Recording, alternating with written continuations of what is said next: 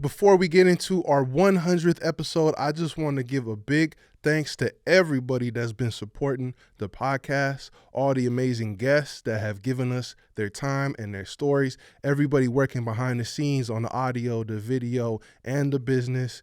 And of course, I want to thank you, the viewers and the listeners, for sticking with us for 100 episodes. We're going to keep this thing lit and keep going for 100 more. Much love.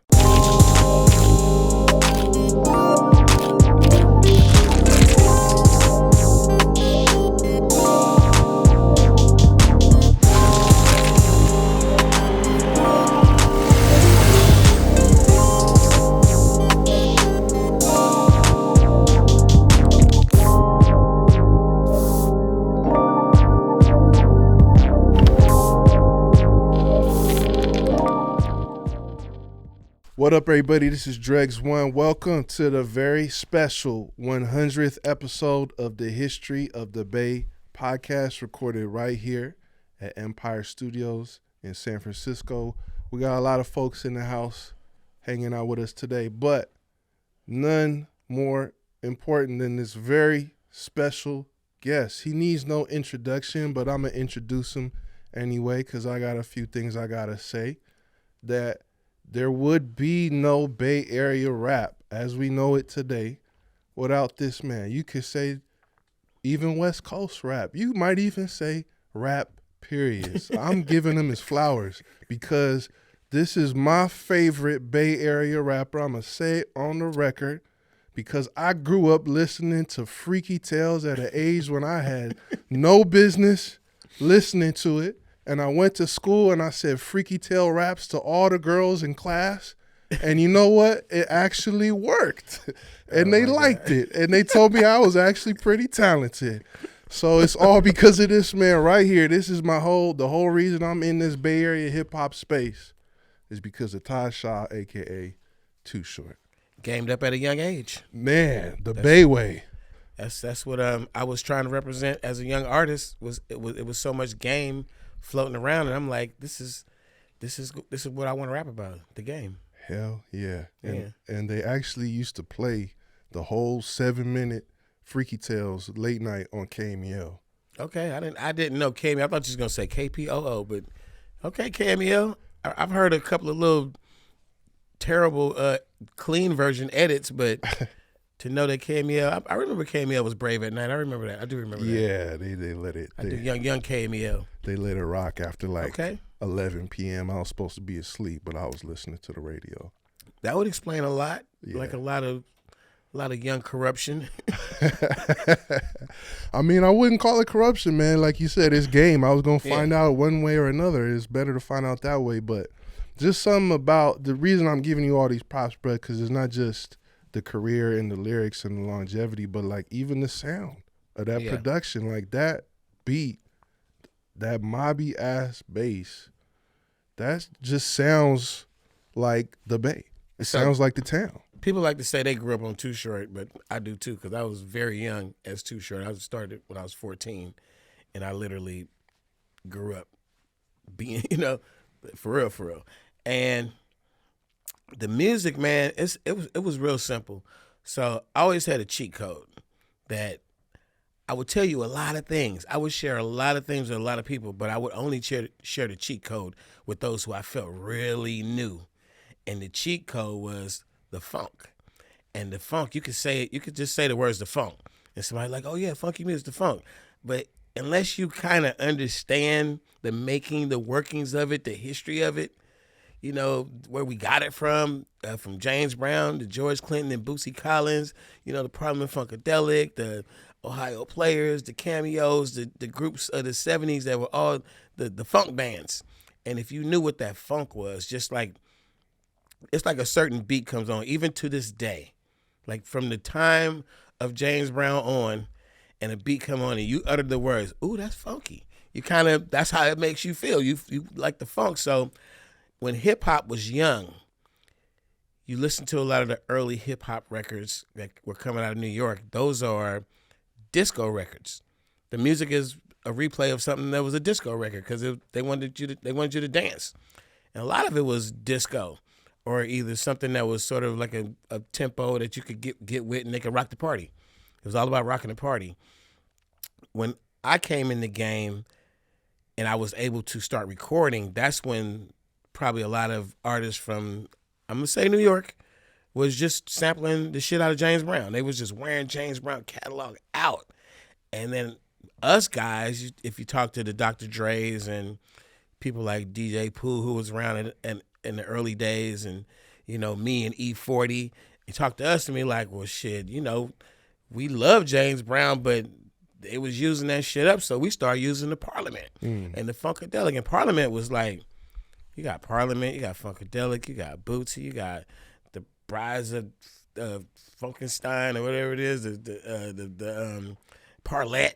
It's like a lot of stuff, a lot of albums. And you just get in there the same way they would get in there with James Brown trying to find the loops and stuff. We would just either find something to recreate or something to loop or whatever, sample. And it was the funk, man. And I couldn't tell you that, like the funk, I just couldn't tell you that part, that's what I was doing. And I added in my hip-hop version, which was a lot of bass, the real 808 drum machine, which is different than when you sample stuff from the 808 and then recreate it. If you had a real 808, the sound a little different, a little more crispy. The 808, the actual 808 hit, it just records. Freaky Tales, Dope Fiend beat. Listen to those compared to other songs, and just listen to what the 808 is doing to a woofer in a car or a really dope sound system. It is pushing that motherfucker to the max.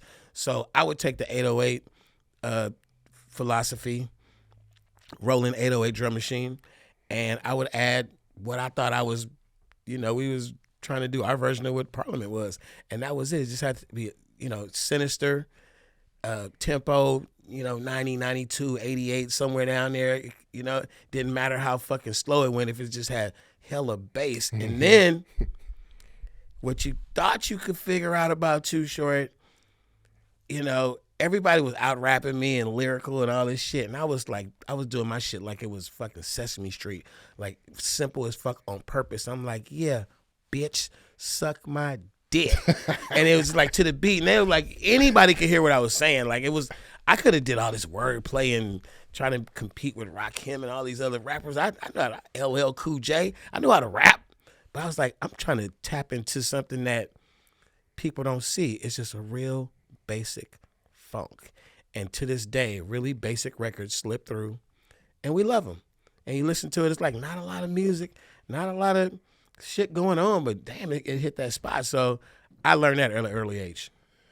That's really interesting. Yeah, that's the other thing that's like really like when I say like the origins of Bay Area rap, because so many of these beats that we love, you could tell it's just a kid like banging around on the keyboard. Yeah, the two finger. Yeah.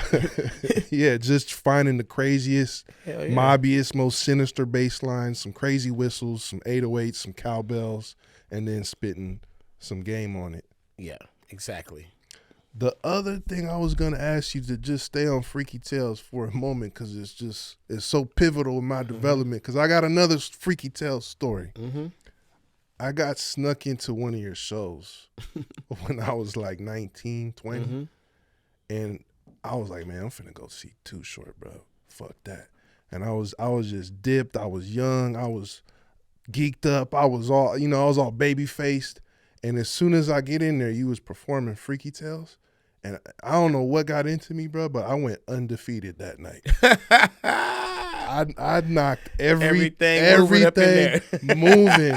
And I went home with like a 37-year-old dime piece with a fat loft Potrero Hill. I'm in there like 3 a.m, like, this is because of Too Short. It's the confidence, man. Well, that's what I was going to ask you, bro. Like, were you always like a ladies' man, or were you just like kind of manifesting through the music? I've never really been asked this question in my entire life, but let me tell you. A lot of people are talking lately about, remember at first it was The Secret, and you could just think, say it into existence. A lot of people are talking now about, I keep seeing all this stuff all over the place about manifestation and how you can just sit there and meditate your way into your future and just you make it happen. I cannot attest to that. I've never attempted to try, but I feel like I've been living that because, before I was a player, I was a player in my mind. Right. Before I had a bunch of females, I put like beautiful women. I surrounded them on my wall in my room when I was a kid, like too young to even. I was still a virgin, and I was like, why you got all these girls on the wall? These are my girlfriends. Like I go with them. They're mine. Like that, it's my game. And then I think I had a mission that I was on, and my mission was I was looking at how the pimping flowed. I had a couple of homies. We used to go down to the hostro, and we used to just watch pimping and hoeing. We just watch it like it was a TV show, like real life pimping and hoeing. Who getting in cars, who getting out, interaction between the pimp and the hoe, pimps talking to each other, the hoes walking around talking to each other, the whole get down, the police pulling up, just whatever it was. We just watch pimping. And, 40 got a line in one of his songs. He's like, I got a mirror in my pocket and I practice looking hard. I was literally like, I used to practice. We had a full body mirror in the house, and I used to practice. Like, this is what I'm going to do when I get in this situation. This is exactly how I'm going to stand, walk. This is the facial expression I'm going to make. And I would go out in the world and work on that shit. And I literally, I started getting popular as Too Short. But it's crazy because when I started getting popular as Too Short, there was no face to go with it. It was underground, and I used to have arguments with people because I'd be wearing a hat or a jacket that said Too Short, and they'd be like, "You're not Too Short, the rapper." I'm like, "Yeah." They like, "Fuck out of here, you ain't Too Short." And there was a lot of that going on to where people knew me. I was very popular, but then the name was more popular than me. And all these, we had a couple of fake Too Shorts back in the early '80s. I bet. It was one dude. He was like light skinned with a long perm, and he swore to everybody he was Too Short. It was like, man, Too Short, light skinned. He was living a good life without ever having to rap or nothing, just telling people like, yeah, I'm Too Short. What if you could hold a piece of graffiti history in your own hand? Let me put you on to Local Legends Labs. They team up with Graph Legends to drop these dope limited editions collectible toy trucks. Each truck features exclusive content from a different writer. And when we say limited, we mean it. One time only, no reproductions ever. When it's gone, it's gone. The best part, artists get 50% of the profits from every release. That means the people who shape the culture are actually the ones who benefit from it. Unlike other companies who take from graffiti without giving anything back. And here's another bonus. Each truck comes with a hand tag sticker from the artist, framed and included in the box. It's art you can display, collect, and flex with pride. Some earlier releases include collaborations with Gray, Roots, and Wire. Today on April 15th, they're dropping a collab with Reds, so this is the perfect time to order one. If you really love the culture, then support the artists who build it. Order the latest drop and be a part of something real. If you're in the Bay Area hip-hop and looking for something authentic, check out Reese the Beast, an Oakland artist with real history in the game. Reese came up in East Oakland and was down with the Trunk Boys, appearing on the Diesel Gas mixtape, which was recorded at Too Short's Up All Night Studios. Now he's back on his solo grind and dropping new music. Check out Area Codes with Snap Dogg. Turn this shit up for your area code. I'ma turn this shit up for the 510. Also the new release Birthday Cake, which is out now. Reese has a real story from doing time, losing friends, and going through the ups and downs of the music industry, but he never stopped creating and launched his own label, 30 Baby Entertainment.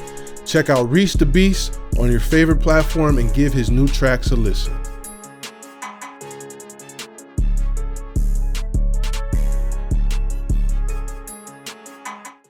Looking for a dope way to switch up your next event in the 916? Then hit up Sip and Spray Sacramento, the ultimate street art experience. Whether it's team building, a date night, or just vibing with the fam, you'll get to create your own piece of graffiti art to take home with music that slaps, food that smacks, and a full bar. Sip and Spray is brought to you by @_professional advice and @Cafe Colonial 916. Hit them up on IG for more details. But, then I got real popular when I dropped Freaky Tales. That's when it really, really, really took off. Before Freaky Tales, I had Girl That's Your Life, Playboy Short, the 75 Girl stuff. I got my picture on the cover, got a couple of radio spins, you know what I'm saying? But Freaky Tales is when I was literally driving that Cadillac on the cover around. I was really riding around this motherfucker with big ass rope chains on and talking on my car phone. You know what I'm saying, with the cord in the car, and I'm pulling up, picking bitches up, and getting in the car and riding around with bad bitches all the time. And I think that somehow it started manifesting into a reality, and I had practiced and thought about it and prepared for it for so long that when I was given the opportunity to be a player, I was already real well versed. I had studied a lot when I was hanging out, you know, asking the pimps for advice, and I even had a few good conversations with like bums, homeless people who I heard used to be a pimp. I'm like, bruh, what happened? They said you had the hose. And that story is a Too Short song. That story is a Too Short vibe. That story is something that needs to be told. You know what I mean? I got a lot of songs from I used to ask prostitutes, in the act of working, hey, if I can get a moment, what would make you be a hoe? And every time I get that answer, that's a whole nother fucking song. And it's just like, it's just being a student of the game. So when I was given my chance, okay, now they checking you out. What you gonna do? What you gonna say? I was ready for it. And I also got to give a lot of credit to Dean Hodges, if you know that name. Dean Hodges was the owner of 75 Girls Records. He kept it rock star status at all times. If you were able to be around Dean, and shout out to the homie Vernon Mouton, they'll tell you when I was the little homie back in the day that they presented it properly. It was like a player's lifestyle. These boys had the new cars and, you know, brand new Benzes and celebrities stopping by the house, and, you know, he had a little collection of pictures. You're like, oh shit, these are all my local dream girls that I see everywhere that I could never get, and he got them busting it wide open and posing and shit. And I'm just trying to say they showed me what the player lifestyle was like. And I'm gonna give you one last thing. I was a super mega player for a long time in my life. And then at one point I really like fell in love. And that kind of molded me. When I saw how shallow my player life existence was, and then I saw how dope it was to be in love, I kind of came out of that relationship and was like, okay, I'm gonna remix this a little bit and be a little more like, cause I was a dog. That's why they call me Short Dog. I was really bad, like Short Dog. I don't call me Short Dog because that's my dog. They was like, this little nigga's a dog, and that's how I got the name Short Dog. And I kind of mellowed it out in my mid-20s, and then it started, you know, being the Too Short everybody knows. That's when I was coming with songs like Cocktails and in that era when you finally see, you know, you look at the I'm a Player video, you see, you know, I remixed the Cadillac and it was the 3 times burgundy. That's me getting a little bit older. Got the swimming pool at the house, and, you know. Yeah. I kind of refined it a little bit. So that's another one of my favorites, man. Cocktails. Yeah. That's I see what you mean, because in the beginning you came out on some motherfuck you damn shithead bitch. But that's also like some bass shit, because I don't know what it is, but like we are hard on the ladies out here. But also vice versa.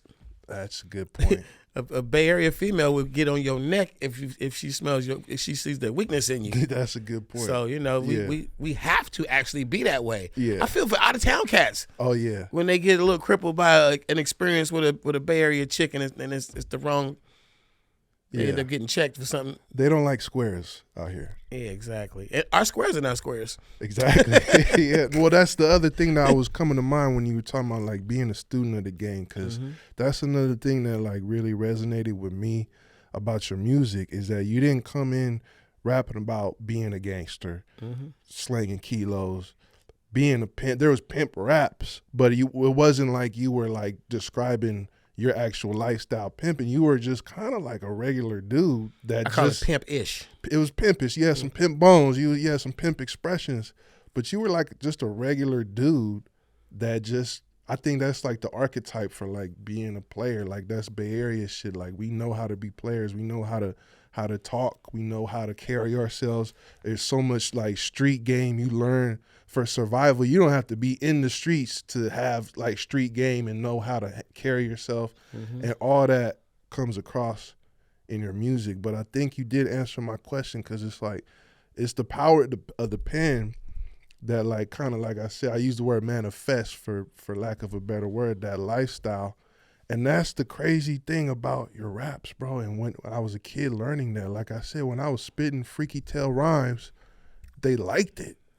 They liked the nasty. The ladies liked the nasty raps. I had a homie, famous guitar player. I'd say his name, Michael Hampton. I don't know if he wants. I tell the story from time to time, but I don't put his name in it. And he, my guitar player, Shorty B, who did a lot of stuff with us, played bass and lead guitar, was really, really good friends with Michael Hampton and everybody from Parliament. Shorty B knew the whole group. And he brought Mike around one time, and he hung out for a while. He was hanging out in Oakland, just hanging out with us, working in the studio. And somebody had a boat party on the pier, whatever pier, where the boat goes and drives around the bay. And Mike was going to go to the party with us, but Mike always dressed like a rock star because he was in Parliament Funkadelic. So he had the long hair, but it was just, rock star. He was just a guitar player. And like, bro, you got to do something to get to this party. We're going to a player party. So we took Mike to where the pimps go get whipped at and got him whipped up some kind of way, like got him a pimp hairdo.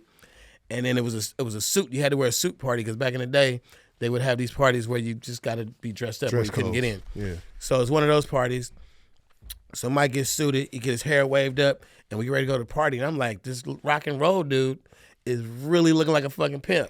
And he comes to me, and we all in full mode. Let's just go. And then Mike come to me at a moment. We just getting on the boat, the party. He's like, man, I'm really uncomfortable, man. I really don't know what to do. Like, I don't know anybody here. I was like, Mike, man, walk up to every girl you think you like and just say, I'm Mike, bitch. Don't say nothing else. And he said, like I said, just do it. Just do that. He came back to me about an hour, 45 minutes later, where he said, this shit is working. He was knocking bitches just by going up saying, I'm Mike, bitch. And it's just, they understood him. He had to look. He was looking it. Right. He didn't realize his power. Right. But then I guess he got into his role and had a good fucking time that night. That's great. I mean, that's what I'm getting at, right? That's when I'm talking about going in your show and just being in that mode. It's the power of that confidence. Yeah. And obviously, like, to knock a dime piece, you have to have a lot of confidence, but that also boosts that's the power of the women and attracting the women. It just, like, it's we're talking about nasty lyrics and all that, but it's like a positive thing because that can like motivate you. You could take that attitude towards any goal. You have female doctors and lawyers coming up to me saying, call me a bitch.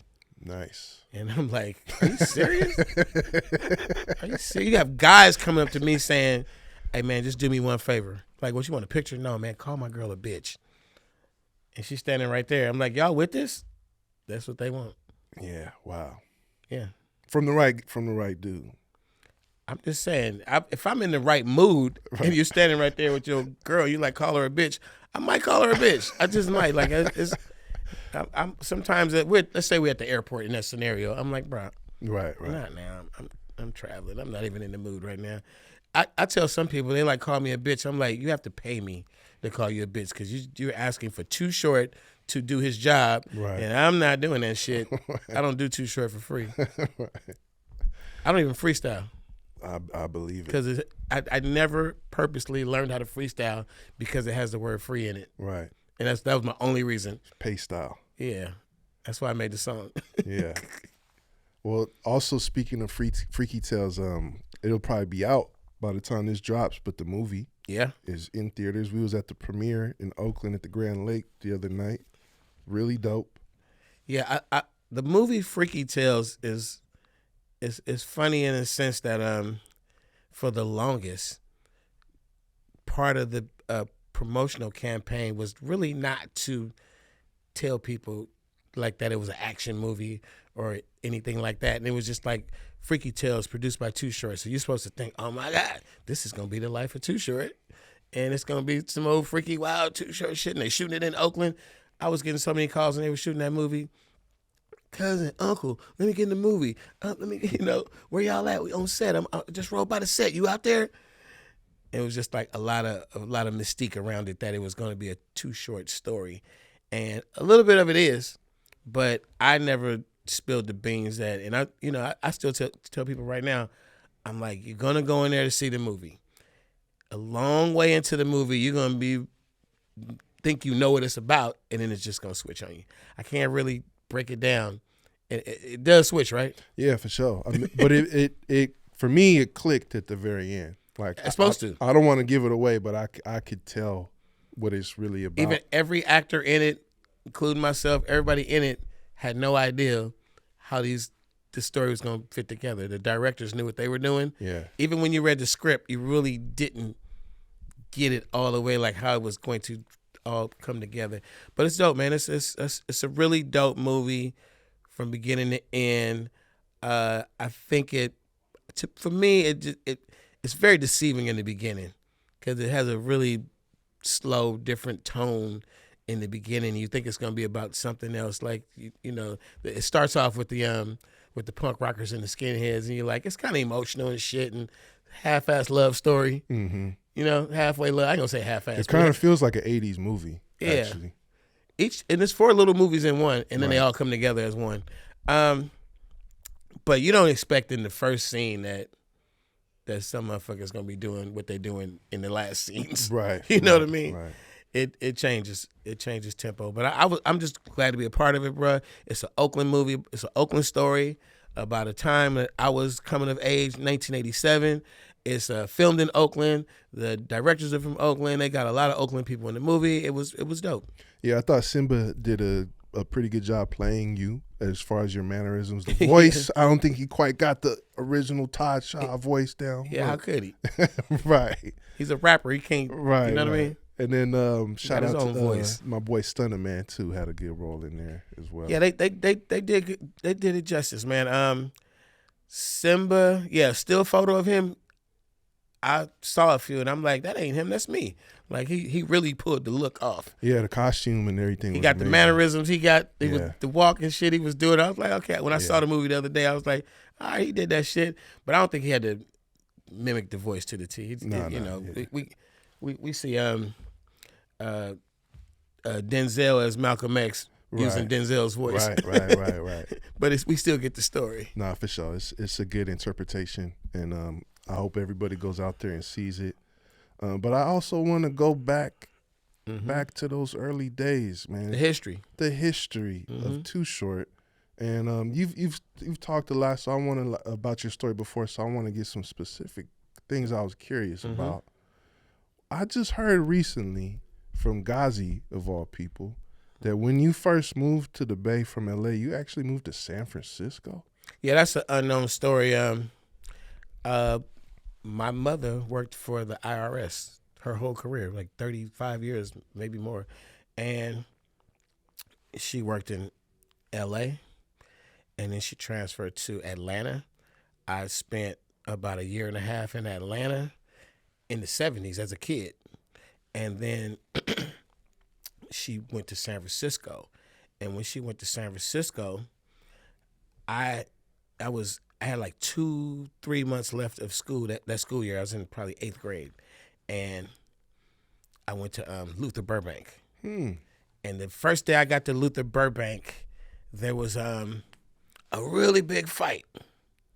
The first day, it was just like 30 kids just fighting, and I meet this little dude named Michael, and he's telling me so every day at lunch and every day after school, the Mexicans and the blacks, they just fist fight. They just fight. And he's like, I'm half Mexican and half black, and I don't know what to do. So I kind of go around the back of the school, go down through this way, and go catch the bus. So I'm rolling with him. I'm like, I have no investment in this fight, which is more like a dance. It's not like it's just they just fight every day. I don't know if you guys grew up. Anybody can vouch for this story. Luther Burbank, 1979, but they was fighting every day. And at the end of the school year, I was like, you know what? To my mother, I think I'm going to just go back to L.A. and stay with my father. And I just worked it out so I could just go stay with Pops. And I had been to Atlanta, San Francisco. I'm like, man, just get me back. Get me back to where my folks is at. And I go stay with my father. And while I'm going, instead of staying in San Francisco, my mother and my brother go move to Oakland, and he goes to Fremont High. Now, my father, he's like, yeah, you're going to go out with me on the golf course. We're going to play golf, and I'm going to get you in the all these advanced courses and private school, and you're going to graduate when you're 16, and you're going to go to medical school. And I'm like, I'm going to do what? Like literally, he was just trying to say, like, I was probably like 13. He was like, just fuck your childhood. You about to be a super mega baller in medicine or some shit, and I'm going to mold you into that right now. And it didn't sound good. It wasn't where I was at. Right. So he's doing this to me and puts me in the school. Man, it was like fucking torture. Like, it was literally, if you can find out anything about a school called Daniel Murphy, I put a year in there. It was rough. It was rough. And it's like a really high curriculum school in LA that is no longer exists, but when it was there, it was like one of the best schools. And that year, I got through it. I'm a smart motherfucker. But I had to literally devise a way to get kicked out of school so that my father would get mad enough to send me back to my mother. My brother's calling me every fucking week. He's like, man, you know, we're to Fremont, bro. I can leave campus when I want to. He like, we smoke weed. He was like, man, it's like a fucking private. Like, Fremont was having dances at lunchtime. It was just wearing me out on the fucking how cool school was. I'm over here getting in trouble at this school where you get in trouble. They make you hold dictionaries for 30 minutes and shit, and you got to go outside and run campus for torture, punishment and shit. I was like, I got to get the fuck out of here. Did my year. I had the school. They said, you know, his behavior is not according to the school, and we don't want him to return next year. Pops got mad. I'm like, you know, I probably should just go back and live with my mother. And I worked it out. I had devised a plan to get there, and I had devised a plan to get back. And when I got back, it's 1980. Rapper's Delight is out. A bunch of rap records are coming out. Everything that I was doing in L.A. at the time, I was having a good time. But then I got to Oakland, and it seemed like I stepped out of like a child's life into a fucking full-fledged movie instantly. I got an older brother who lived here a year in advance. He got a bunch of friends already. I had been coming up here weekends and summers and whatever, just kicking it. I was in Oakland with my brother, but I just didn't get to go to Fremont that one year. So him and his friends, they kind of like accelerated me a little bit in my little intro into the town. And I get to the high school. When I got to high school, they were all 12th graders. So all these little things just started happening magically. The 12th graders that my brother was running with, they was like, leave a little homie alone. He like, don't fuck with him, which was a plus because motherfuckers probably would have fucked with me. It was that type of environment. I started rapping. I had an instant audience. You know what I mean? I met these cats that was called the AC Mob. And I jumped on the bus, started riding around the bus, selling weed with the AC Mob. I stayed out late one night, and my mother was like, she was like, you had me worried. Next time you do that, call me and tell me you're all right. Man, I called forever. I started running the streets. I'm like, I just want to let you know I'm all right. I'm out. And from that point on, I was just out. And I was the kid with the boombox who always had the newest music. I started DJing. I was DJing all the house parties. I met my rap partner, Freddie B. He knew everybody all over the city. And I just expanded, bro. Like Freddie B was a plus. We started making all the custom-made tapes and shit for all the kingpins and the big drug dealers in the city. And the shit just opened up, bro. It was just like I went from Luther Burbank Right. to Daniel Murphy to Fremont and fucking never looked back. Damn, so everything just happened hella fast and just unfolded right in front of you. Yeah, a lot of my homies that I went to elementary school with in L.A., like a large percentage of them, my cousins, like a lot of people they all grew up to be like gangbangers. And, they did good in life, but that's a phase, a thing you go through that you could not make it because it's a war. It's a real right trying to kill your enemy's war. And I just think that I sidestepped a life that I don't know. I don't know if my dad would have kept me super academics and kept me away from it, because that's not what keeps you away from the streets in here or Bay or LA. Mm-hmm. The streets will get you either way. I just don't know, because a lot of my friends went that route, cousins, and it was to me, because that's the life I lived. It was the best thing ever, moving back to Oakland, going to Fremont High, starting to rap, Too Short, Freddie B. It was just the opportunity of a lifetime, And I was also in music classes. So when hip hop came along, I knew music theory and stuff, how to play instruments, and I was a drummer and all this stuff. So, it all meshed together. Okay, now this is something I've been dying to ask you for a long time, bro. Mm-hmm. This is something that's really interesting to me, the timeline of Bay Area rap. Mm-hmm. What year did you first start rapping? I wrote my first rhyme the summer of 1980. That would have been the year before I went to 10th grade. Like I said, my first thing was my boombox, 8D batteries. You know what I'm saying? It probably only lasts you that one day, because everywhere you're going all day, you just bumping the radio. And I made a tape, a cassette tape. I just took the component set, is what they called it. When you got the 8-track and the cassette and the radio, AM, FM, and you can play a record on it, and it comes out through the stereo speakers.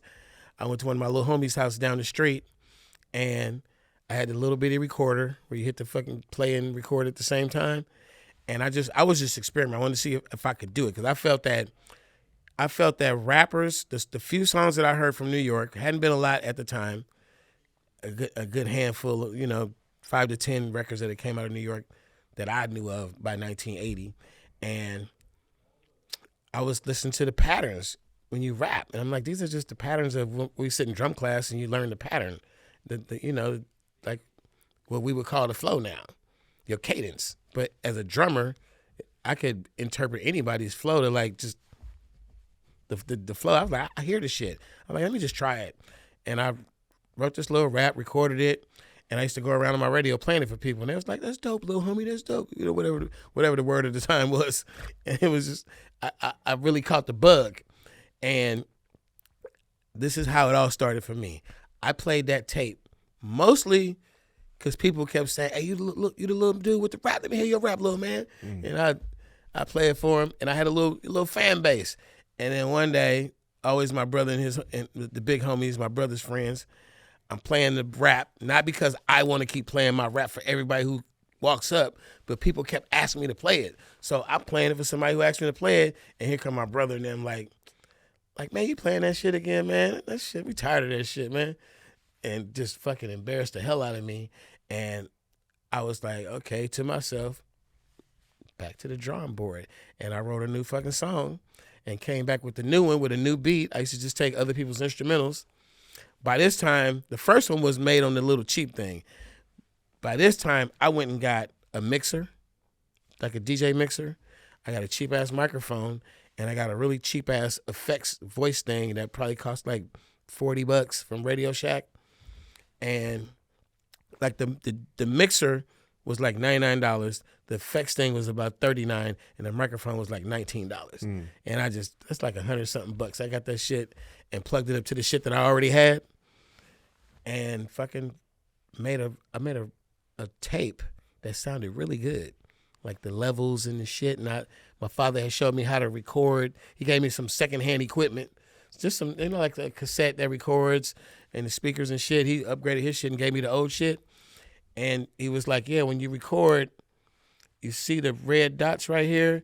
He was like, they'll tell you like, don't go in the red because it's Peaking. He's like pushing in the red a little bit, and then when you play it back in your car or wherever, it'll sound cool. So I learned how to push the recording, whatever my thing was, to right before it would be distorted. So it would be as loud as you can get without being distorted.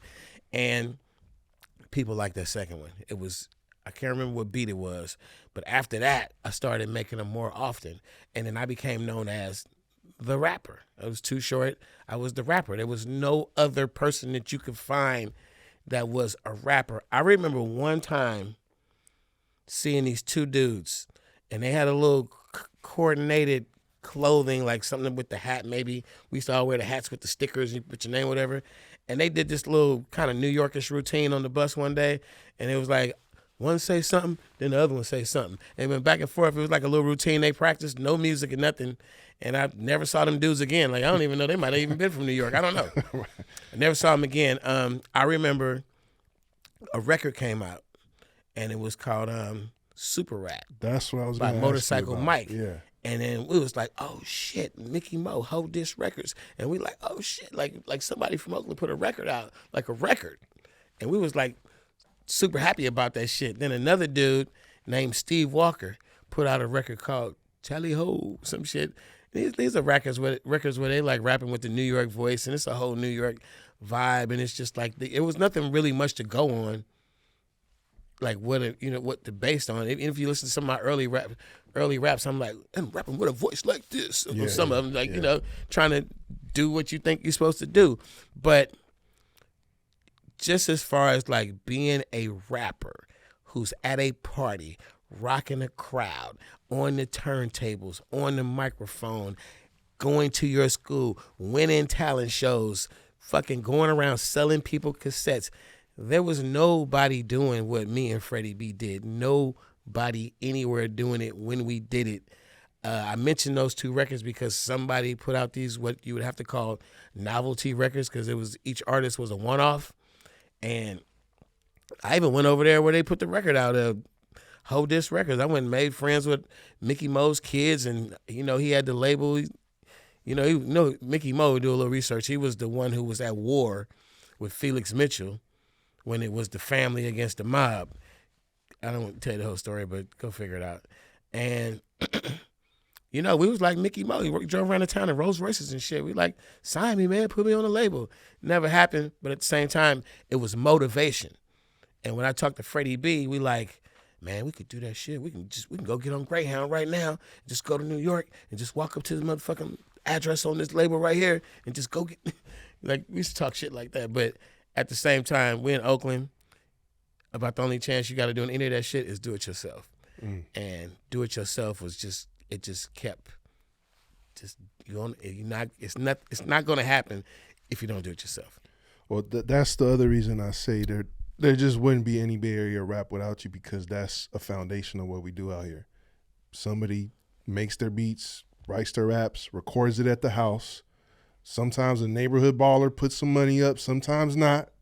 And the wiggle of just going around slanging tapes, slanging CDs, slanging records, that out the trunk, that evolved into the independent hustle that we know today. But there's been so many rap cats that took that same formula of like, I'm finna do this rap shit and just go around high schools, parks, neighborhoods, bus lines, slinging tapes and actually turning that into a career. The first two situations I had to make records were literally funded by drug money, 75 Girls and then Dangerous Music. And when I did 75 Girls, we never signed any agreements, anything, just started making music. It was just whatever. I was just a little homie just learning the game. So glad I never signed nothing, because it could have been a problem later on, But Dean Hodges used to tell me. He used to let me and his brother, cousin, ride with him and give you the game. Like, I'm about to go over here. This guy right here, he likes to get the cassette tapes and the wax on consignment. This other guy over here, he's going to pay you cash right off the rip. This guy over here, you can go manufacture hundreds and thousands, whatever, however you get, and drop it off to this my man Walt over here at City Hall. He's gonna send them out to a bunch of stores that we ain't gotta go to. It was just, once you get that, pull back up over here, pick your money up. I tell you where to go to get it manufactured. This is where you gotta go to get it finalized. We were recording at Different Fur, which is probably the best studio in the Bay at the time. Here in the Mission in San District. Francisco, yeah. And it's still there, matter of fact. I went over there not too long ago and was like, this motherfucking Different Fur. Like it's to me, I look back at all that shit like college. So I learned all this shit from 75 Girls, and then me and Dean's little brother and his cousin decide, well, Dean ain't really, he getting all this money doing other shit. He ain't really fucking with us like that. He's kind of was losing interest in 75 Girls. That's how we started Dangerous Music. We took his formula and started our shit. So I used to go around with a one sheet, and it was handwritten, and I was meeting with drug dealers that I knew. I knew a lot of drug dealers, a lot of rich ones. And I was like, look, I could, because I had the formula from what I did with 75 Girls. I was like, I could flip $2,000 just by pressing up some singles and taking the profit and running that shit back. I could do like this if I had $5,000. If you gave me $10,000, I could do the same thing a lot faster. And I had like about 4 options. And I ran into some really good friends of mine who had a lot of money, and it just was too much money over there for them to think about, why would I waste all this time with you? It take me all this time to get a fucking $100,000. I'm gonna get $100,000 in the next 3 days. Right. Like, it wasn't really getting it. So I went to some really famous drug dealers in East Oakland, West Oakland, maybe even like 1 or 2 in the city. Maybe so. I can't remember who all we shopped it with, but it was definitely some big boys that we knew, and they had it. And then the guy who I ended up starting Dangerous Music with was Ted Bohannon. And one of my homies, Bird, his name is Bird. Bird was running around with Ted's crew. I knew all these people, but Bird was running with him. And he was like, man, I'll get you a meeting with Ted. Ted might want to do it. So we meet with Ted. And from what I heard after the meeting, which the meeting was probably just leaning up against a car on 99th and Plymouth, but that was the meeting. And they said Ted was like, nah, man, I ain't trying to get off into that shit. And one of the things that was making people not want to do business with me is that we used to be in the streets at a young age. I was like a wild motherfucker. And we used to smoke the crushed up rocks in the weed. They called them Grimmies. And people thought, was like, oh, he's smoking Grimmies or something. He probably like a dope fiend. But I never smoked no pipes, and I never was like, we smoke a Grimmy and leave it at that. We wasn't like smoking them motherfuckers eight in a row. Like, we just smoked one Grimmy, be at a party somewhere, and that was that. You remember Grimmy's P.O.? So I think I had heard this too. Like when I left Ted, and it was like, oh man, I already be getting high, and they ain't want to invest in me. So I heard that was a thing. But then Ted had a homie named Ollie. We call him Superside. And Bird told me, said, Ted was like, no, I don't want to do it. And then Ollie started yelling at him, like, you fucking crazy. That's fucking too short. Fucking all that fucking shit. And he was like, all right, fuck it. And he was going to do the $10,000 investment. So it started going really good. We started making a lot of money really fast. I feel like if I had to put a number on it, we never put a number on it, I would say Ted probably spent, and I'm including the way we moved around. He had a fleet of cars. We used to pull out half his cars every day. That's his Cadillac on the That's his cover. Cadillac on that day, on that cover. I bought it from him. Okay. That's his car that day. And none of that jewelry is mine either on that day. Right. That's everybody's jewelry. That's another story too. But yeah, I say Ted probably spent about $100,000. He's probably spent about $100,000 out of the kindness of his heart that he believed in the movement, because he saw how when we put out the Freaky Tale single, it made a lot of money really fast. And he was just all in, man. So I say all that to say E-40 was doing it his own way. He had an uncle named Charles who knew the game, and him and his brothers and Be Legit, they was getting money. However they was getting money, and they was doing it the same way we were doing it, based on the same philosophy. Get you some hood money and invest in yourself. So after that, which is what a lot of people in the Bay don't understand. It's a lot of people that went to 40 and said, how did y'all do that? The early Click albums. It's a lot of people that came to me and said, how did you do that shit? And I'm like, well, you know, and mostly like the people that used to come to me wasn't rappers. The people that came to me was like drug dealers that had money, and they wanted to know, how did you get to that? Like, and I'm just giving them the numbers. So it started being a thing where I felt like I had to find a drug dealer to finance my album. Drug dealers started trying to find a rapper to finance. And so you're a rapper, you know, you're looking for your match. It was like, you know, it's a list of drug dealers from the 80s and early 90s that started labels.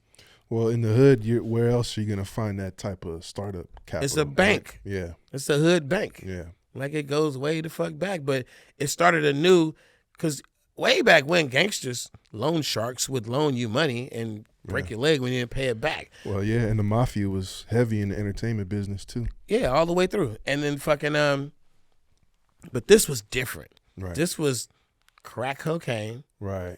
And you even have a very well documented piece of work that gives you this story I'm telling in a national way. It's called Planet Rock. And VH1 put it out. It was a 4-part series. And it literally, when you get to Miami and Houston and New York, Russell Simmons, just everywhere, it's the same fucking story. Right. There was no bank that was going to finance hip-hop. Right. So the streets financed hip-hop, period. And the documentary is about the relationship between crack cocaine and hip-hop. Amazing. If you want stacked jeans, Ben Davis, PSD, or Pro Club, Clothes for Bros is where you go. From little bros to big bros, they got the drip for everybody. Pull up to one of their 3 Sacramento locations, 4506 Florin Road, 1500 West El Camino, or 2132 El Camino. They're open 7 days a week, so pull up on them and give the fam a follow at Clothes for Bros _916, Clothes for Bros 2, and at Clothes for Bros 3. And hey, tell them at _professional advice sent you. If you're in Sacramento and craving some real barbecue, Our Family Barbecue is where it's at.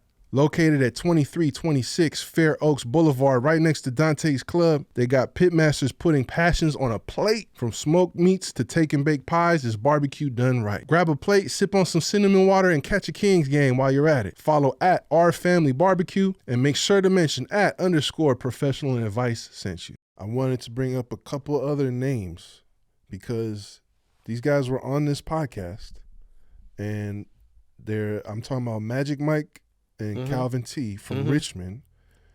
I was really curious about the timeline, right? That you said, okay, you wrote your first rap, made your first tape in 1980. Motorcycle Mike dropped that one-off record in 81. Magic Mike and Calvin T said they started rapping in 82 and slinging tapes around Richmond, and that y'all met on the AC Transit bus and battled with Freddie B. And I was wondering if you recalled that as well. I never had a battle rap. Okay. So if I don't know if y'all battled or just performed.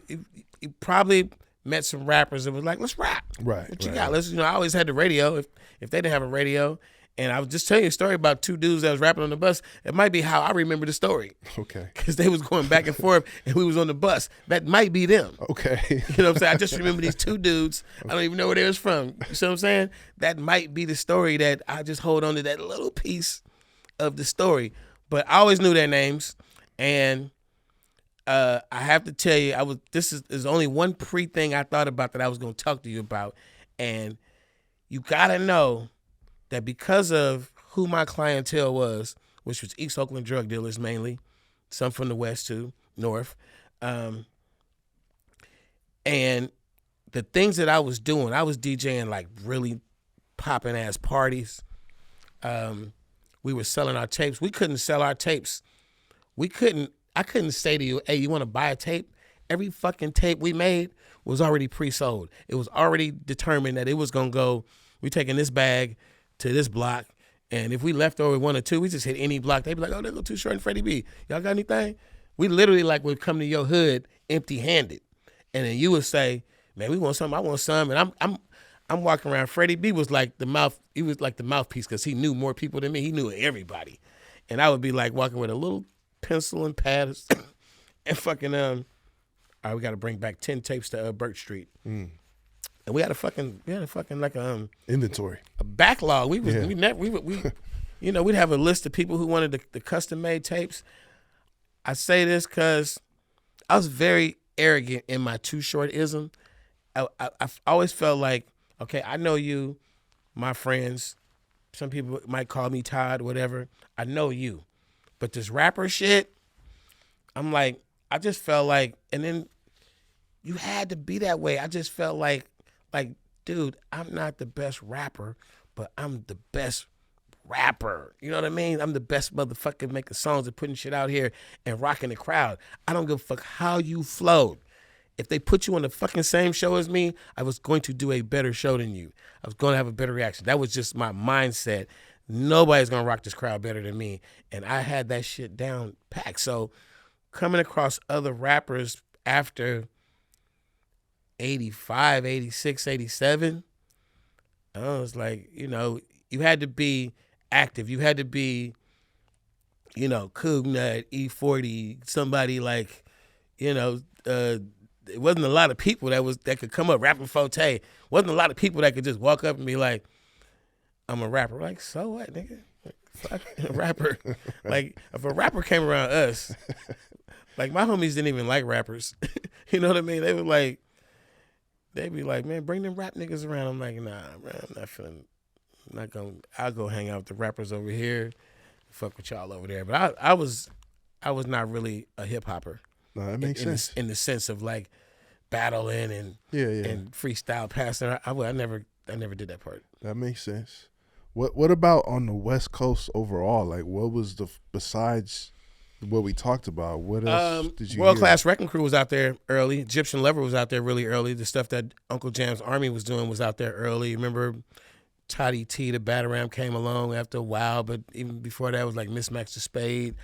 King T was in it at a young age, in the early days. It was a lot going on. At first, L.A. was just making party songs. Right. It seemed like their first motivation was a sort of a Planet Rock kind of vibe, you know, rock, like rock electro, to the Planet Rock, yeah. And they was, you know, DJing up tempo, and you see with the World Class Wrecking Crew, which was the group Dr. Dre was in, what they were doing. Yeah, it was mostly dance records. When their biggest record is Turn Off the Lights, but every other record outside of that was an up tempo dance record. That was the only slower one they had, with Michelet singing on it. Mm-hmm. And Ice-T, when he's in the movie Breaking, right, he's sort of dressed kind of punk rock, kind of. Yeah. He got the belt with the bullets and the shit, and he's got the glove and shit, and he's like, you know, it's a movie set. So I met Ice-T at a young age through Dean Hodges, and he definitely wasn't like the guy in the movie. He was just a dude from the street, like just, you know, he was really Ice-T on the album cover. Like, yeah. I remember the first time I ever met him, it was a bad bitch sitting on the couch. I'm like, okay, homie, he got it's the look. And, you know, Ice-T was always willing to spit game and tell you about the ills. He was always like a couple steps ahead of the rest of us because he got his foot in the door with the movies and shit. And then he went from the look in Breaking the movie to coming out with a Dog in the Wax and 6 in the Morning, and then he turned that corner, and it was just right on time for what was about to follow with Too Short, NWA, really Eazy-E before NWA. Right. They put the Eazy-E movement down. And, you know, I will say this about Bay Area and LA hip-hop relations. In the early 80s, they were not doing what we were doing. We were doing two different things. Mm-hmm. And me and Freddie B was really rapping about some pimp shit. Excuse me. Me and Freddie B was really on that pimp shit at a young age and talking shit, talking slang words and everything. Bay Area current events in the streets and shit. And we was not making dance music. We was not making anything for a fucking dance floor. All our shit was like to bump in the car or to bump when you in the hood. and it was some hood shit. So when Dog in the Wax, more like 6 in the morning, and then later Easy's coming with Dope Man, and all them songs. I'm trying to think of Easy's early songs before NWA album. He had a string of them that were like street hits, and that was, I think, that me in the Bay, soon to be followed by the Click. A lot of supporting cast of Don't Give Me No Bammer Weed and Players Club, and just all these songs that were going to come from the Bay that were all sort of player. Like we, along with the emergence of King T and Eazy-E and, them spitting that sort of that Compton game and the raps that were coming out of L.A., that is the West Coast we kind of want to remember. But it was some shit going on before that. It was some shit. Well, is it safe to say that you're the first West Coast rapper, bro?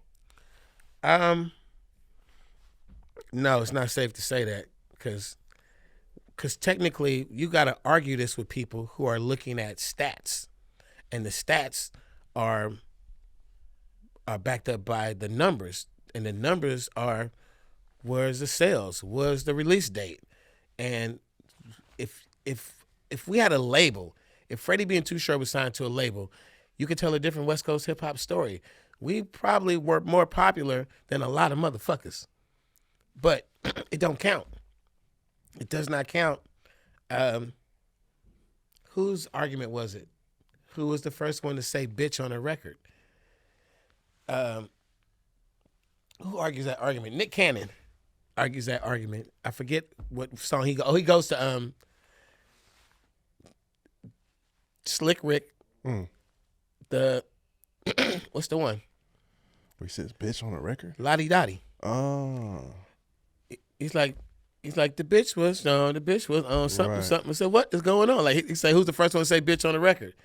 And I'm like, man, we was saying bitch way before that record came out. But that ain't the argument. So it goes by the actual records and the year on the back of the because you album. can't win the argument saying Too Short had a mixtape out in 81. Okay. So it makes him the first. It doesn't count. Okay. But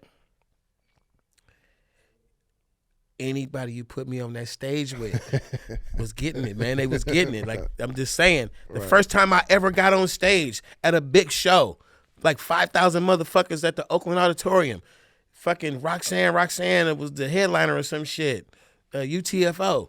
And I get up there, I don't have a record out, nothing. Never made anything that went to a record store. I get on stage, I get about a 10-minute performance. The entire crowd sings every word with me, word for word.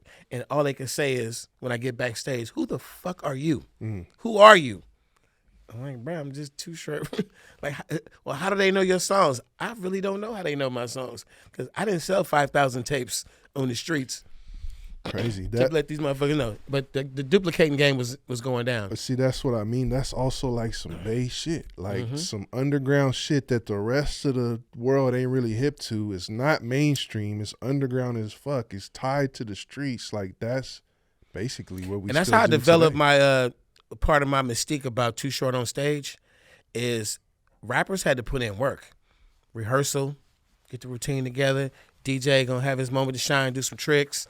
You know what I'm saying? You choreograph a step with your dancers, you just whatever the fuck it is, everybody say, ho, the crowd, like everybody had this fucking thing. And because of the house parties that I DJ'd and what would happen at the house parties, and then especially what happened at that show at the Oakland Auditorium, I started doing more bigger shows, and I started knowing that part of my power was in the sing-along, that the crowd, if you got fucking 10, 15,000 people and they're all going word for word, it has an effect. Yeah. So I did this thing in my show where I didn't have any dancers. I didn't have a fucking DJ. I just walked out on the stage. I would be like, sometimes I was like, please just don't introduce me. Don't say my name before I go out. Watch this. I just loved it. Just walk out on stage, just rapping whatever fucking song, and the crowd was like, oh shit, that's that motherfucker. And then I would do a show very often in the show, I would just shut the fuck up. And the crowd would just be singing it. Then I jump back in and I hold the mic out and I just do it. And I just, like, other rappers, they would, I would see them. They would sneak. They had like this thing going around like, I don't know, man, this motherfucker ain't got no fucking dance or nothing. He just, I don't know, you got to see it. Like, I want to see this shit. And they just, it was like, I want to see what the fuck he gonna do. We'd be on the show. We start being on the shows with the roster with 8 other rappers. And, you know, that was the goal, man, was to be the best one on the show. Let the crowd tell a tale. But then I did a lot of cheating, bro. Like, I never wanted to be the headliner because we had a thing that we did. My man P.O. been with me since day one. We would be like second to the third from the headliner, the one right before the headliner. And as soon as we get off stage, instead of going that way, we go out into the crowd. And then I start meeting people out, whatever cities is. What's up, man? Nothing. And they be like, we all fucking security. Fuck security. Fuck this shit. We out here. What's happening? And we out there just, man, we out there. And really, every time we come back to a city and come back again and come back again, it's like family. It's like, I know y'all. And I end up fucking having a network of people all over the country. Like, they like, you know, the same thing we did in Oakland where we fucking with all these kingpins. We did this shit everywhere where it's like we fucking with the bosses of every city. And it got that, what they call check-in or whatever. Check-in, I don't know. We just call the homies. It's like, yeah, we gonna fucking check in because we fuck with you. Not check in when you get there like, hey, man, I'm checking in for protection. Right. No, it's like, come to Oakland. You're going to be safe as fuck. Right. So when I come to your city, make it safe. Right. That's what we did. Yeah, again, I'm going to just keep saying it. That's some Bay shit to just go out and campaign because we could do that anywhere, really. Exactly. Like cats like Be Legit, you know, we'll touch down in a city, a tough-ass city like Detroit, and do a show. The show is on the 17th. Call me back on the 21st. Where you at? Still in Detroit. Right. You never left? Right. I'm just out here. Right. And we just floating around like, ain't no fucking, my security was my fans. Right. Right. People walk up to me, they go, bro, what you doing up here? I'm like, just kicking it. Chilling. Like, who you with? Nigga, obviously now I'm with you. It's like, what the fuck? Right. And then I got people who come up to me and say, they'd be like, P called, told us you was gonna be here. We just letting you know we over there. Okay. And then, you know, the Oakland secret handshake is just walk up to somebody and say town business. It ain't so relevant now, but back then it's something you couldn't say, like some mafia shit. You couldn't say it if it wasn't real. So don't play around with it, and then we find out you just throwing it out there and not really it. But town business just meant, you know, a lot of the younger homies would have, you know, 2000s, you know, they'd just be like, town business, we up in this bitch. Like, okay. And just let it know, like, nigga, if something go down, the town is with you. Right.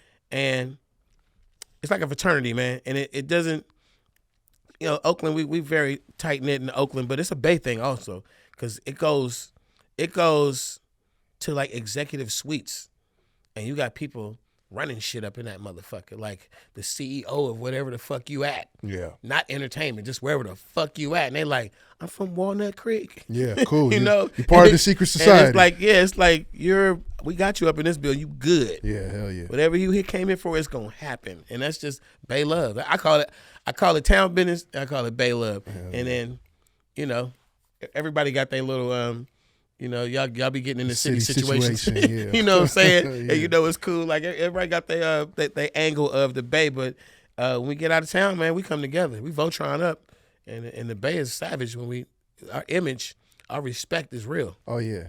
For those who know, they know. Well, and also too, like to get back to the, like, I'm just really interested in this timeline of Bay Area rap, bruh. And when I was like doing some research at one point, I discovered that the first Dangerous Crew album was like a compilation. And it had, I believe, Spice One's first song and Fote's first song on Wax. Yeah. I was the guy, man. Like, Mr. Fab gets mad at me because I won't tell everybody the truth. And I mean, I helped out a lot of people in getting those early steps and pointing you in the right direction. I really believed in Spice One. I had to go to his mama and say, we're going to get him after school and take him to the studio, and he going to get back home safe. And Forte, I used to pull up on Forte, and he'd be like, I pick him up in the field mode. He like, let's run to Hunters Point real quick. And then we go run to Hunters Point. We all up in Double Rock and on 3rd Street somewhere and everywhere. And he just like, he had love. Like it was like we out here with our jewelry on, top down in the Cadillac, and ain't nobody fucking with us. It was just love. And I just like, I like people like that who was genuine like that. So, you know, it comes along Father Dom, Dangerous Dame, the Luniz, Drew Down. Like, motherfuckers don't know Drew Down's first album, Pimp of the Year, was made in my studio, the whole album. The Ant Banks made the whole fucking album. Anytime you hear that Ant Banks production, I was somewhere lurking at the session, or, you know what I'm saying, or I knew all about it. It was part of the plan when me and Banks linked up and we started making that sound. People was like, I want that shit too. Like, E-40 got a lot of that sound. Mm-hmm. Like, we was fucking around. We was tight as fuck. Like, the timeline, when I'm making Girl, That's Your Life, Playboy Short, this is 1985. I'm really getting a head start on everybody who's going to make that kind of music. Like, nobody jumped out and did it before me. But I got this thing where it's like, man, Short don't really help nobody.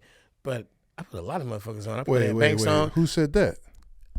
People who don't know too much before the hyphy movement. Oh, okay, yeah, because, well, even during the hyphy movement, you put on the pack. The pack, yeah. But, I mean, it gets lost in translation. It's a long list, bro. I want to give you your flowers for that, because you helped start a lot of people's careers. The credit that I never get that should be deserved is that formula of walking around with that one sheet and telling motherfuckers, if you invest in me, you're going to make 100 times the money you invested. Yeah. And how many people took that formula and came to me or the person who I gave it to, and it was handed down, and they say, oh, it's Bay Area independent rap. But it's just, we did it because we had no other choice. Yeah. And then we figured it out. We shared it with everybody. Like, it was rappers, what's my man P from the Village, Seagrams, fucking when Big Bruce was putting out Pooh Man and Ant Banks. Like, all them motherfuckers, it was the direct formula. When Davey D had FM Blue and the Bad Influence rapping around that Dilly Dog, all that was the Too Short formula of how you do it. And I always give 40 and them credit because it's the people that came from that umbrella of how 40 learned how to do it. It's crazy that we're so close to each other as friends, as well as the distance from Vallejo to Oakland, but we did not share a lot of knowledge on how to. With each other. Yeah, we just used to, we didn't even talk about rap. Right. We used to just kind of hang out. We didn't make a record until Rappers Ball. That was way later. But the formula, it was a formula. And I was proud to give it to people. And I promise you, it was people really close to me that was saying, do not tell them motherfuckers anything. We supposed to sign all them. They're supposed to work for us. And I'm like, I really didn't want the burden of being the leader, the owner, the boss of the whole thing. I didn't want to be the fucking Suge Knight of the Bay. And we know some people tried to be the Suge Knight of the Bay. And that's what they used to call it. I'm going to be the Suge Knight of the Bay. I really felt like I'd be doing you better if I just gave you the game and just see what you do with it. I will always be on your team. I will always, you know, when you need a feature, ask how many Bay Area rappers had to pay me for a verse. The list is very short. It had to pay me to do a verse. I charge every out-of-town nigga. I even had people, I used to call it the first cousin price. I'm like, I'll give you the first cousin price, the super discount. But most rappers from the Bay just got a free verse, free video, whatever. I'm like, I fuck with y'all. I'm the big homie. I'm getting money. The money you're going to pay me ain't really going to make much of a difference to anything. So I did it for the love. Like when I'm somewhere giving somebody a verse for a really cool price in Tennessee somewhere, fucking Michigan somewhere, Chicago, when I come back around, them my folks.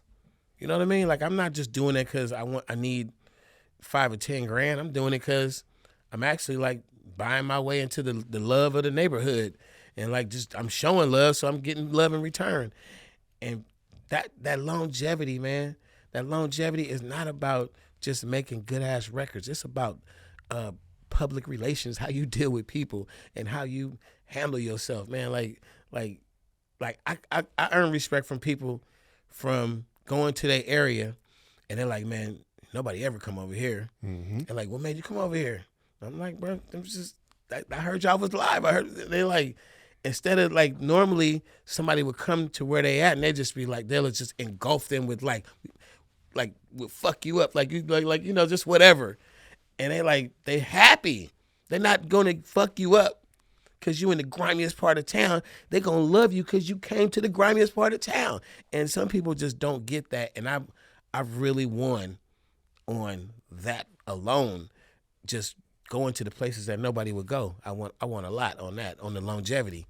So the formula, the Bay, it stands to this day.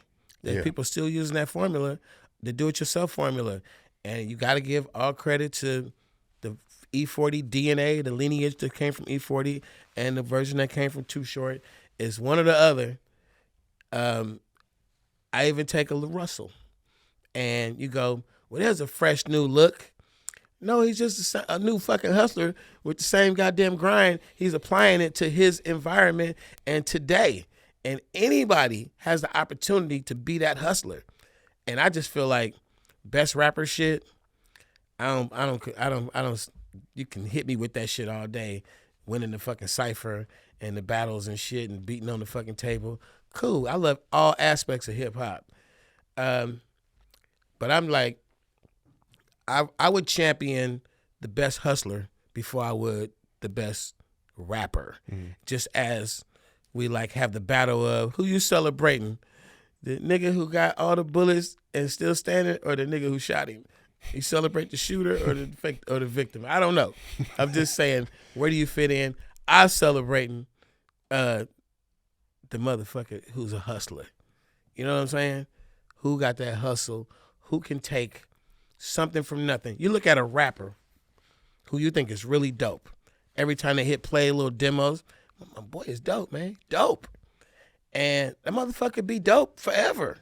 He like, that's my boy, respect, you know. It was only opened up that show. But then here come little Joe Blow with one little ass raggedy ass song, and all the bitches, everybody like, that's my one. And like, what is that science? What is that? What is that the person who effortlessly just got in the game and is winning is over somebody who meticulously has been making dope records for years and couldn't find a way to get that? What is that? I don't know. We call it. Right. It ain't a name for it. Right. Yeah. I mean, it's a science to it. Like you said, there's a formula, but yeah. I don't think LaRussell has any big records, and he's big. I had the same when he was on the podcast. I had that conversation. I was listening to him. I'm like, oh, you are just the new version of it, but you come from that cloth, and you got it, and he rocks the crowd. You know how to get it for sure. You got to have all these elements to be it. He Right. rocks the crowd. He's got the charisma. They loving what he's spitting. A lot of his personality, bro. I think especially one day this, we were sitting back social going, "What's his media hits?"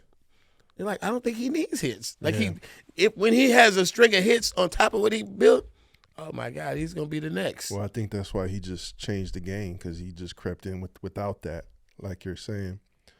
I wanted to ask about another important figure, because I feel like I saw some footage from like back in the day. It must have been the early 90s of you and Mac Dre. Mm-hmm. And I thought I heard the story was like either you reached out or he reached out, or just on some like come through to the studio and soak some game type of shit. All the rappers used to, you know, if you got the respect, you got the respect. And when we came across each other, not just Bay Area rappers, but rappers everywhere, you kind of didn't talk shop. It was like the things you would talk about now is like, hey man, let's do one together. Hey, you see a producer, hey man, let me get a beat. Like, it was like, okay, I'm in my camp. This is us.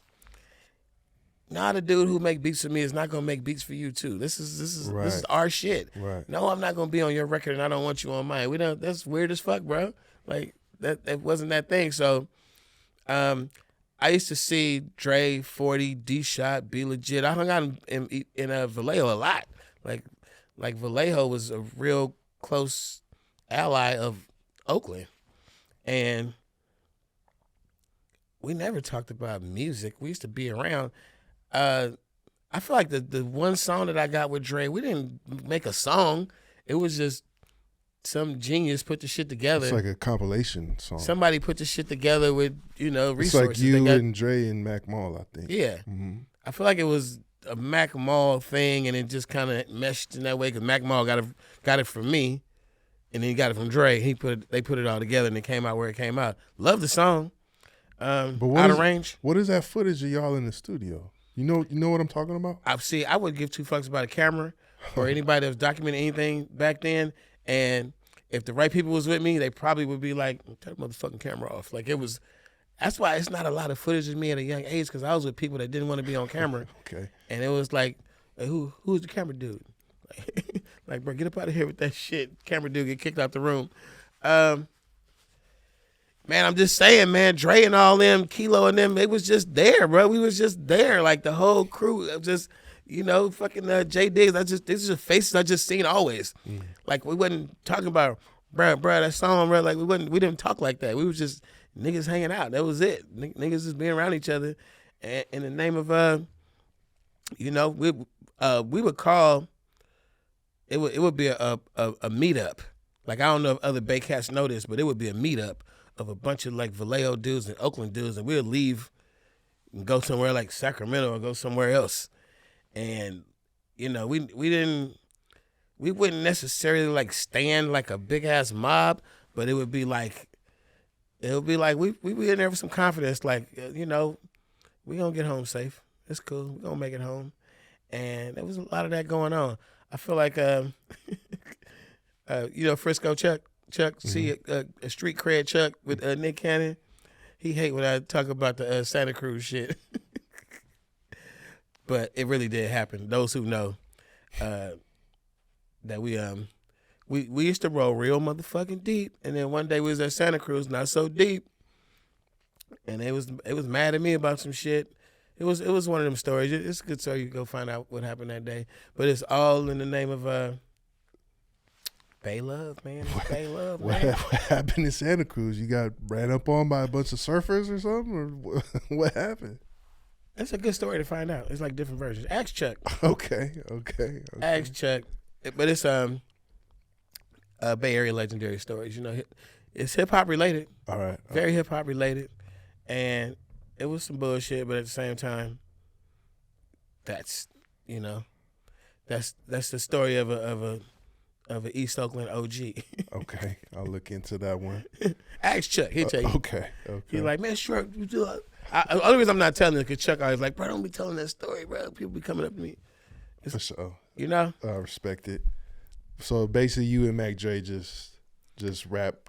Our crews have always been homies. Yeah. So the rappers, the politics got a lot to do with who financed you, who was they homies, who are you, who is your homies. It's the politics, and once you get past the politics, then you could, y'all can hang out a little bit. I probably would have been really cool with Calvin T and Magic Mike had Oakland and Richmond had better relations. Right. But we used to see the Richmond dudes, and we'd be like, man, if y'all stay over there, we'll stay over here. Yeah, they kind of mentioned that too. Yeah, it was just like, let's not click. Because one of your homies is going to say something to one of our homies, then we all going to have to fight each other. And we should just be like, let's just not do this shit, man. It ain't no good ending. When did Tupac get on your radar? It's funny. It's funny because I have a one of those little DVD VHS things where you film the concert and you do some interviews and shit. And I did I think it's the Short Dogs in the House one.